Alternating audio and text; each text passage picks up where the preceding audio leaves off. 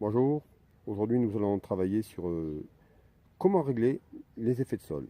Alors c'est simple, on allume son détecteur, on met son seuil, son volume sonore,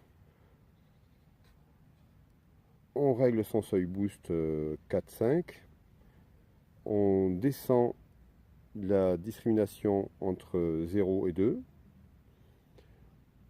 surtout on se met en mode manuel, ce qui est normal, la fréquence peu importe, et on vérifie avant tout que le terrain soit indemne de ferreux pour effectuer son réglage.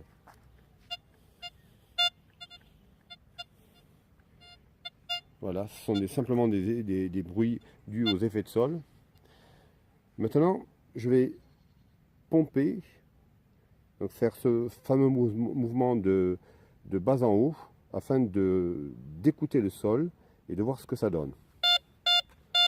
Donc, apparemment, il réagit fortement. Alors pour ce faire, j'avais décalé exprès, parce que le sol est relativement neutre, proche de 0. Là, je l'avais décalé sur la droite. Pour ce faire, je vais ramener le potentiomètre vers la gauche, vers le 0, afin de diminuer ce bruit, pour voir si ça marche. Il y en a un peu moins, je diminue.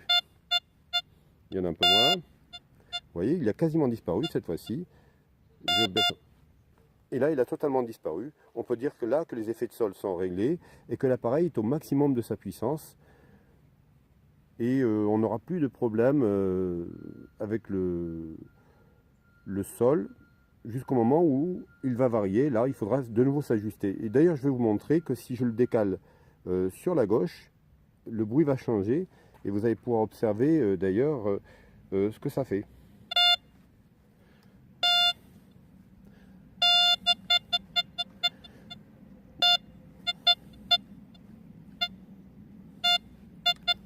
Vous voyez, c'est un bruit qui est un peu différent. Si je reviens à la normale, à 0, plus rien. Voilà. Là, on peut considérer que l'appareil est au maximum de sa puissance et qu'on peut détecter tranquillement en ayant la meilleure qualité de détection sur toutes les cibles grâce à ce réglage qui est primordial avec un détecteur. Merci.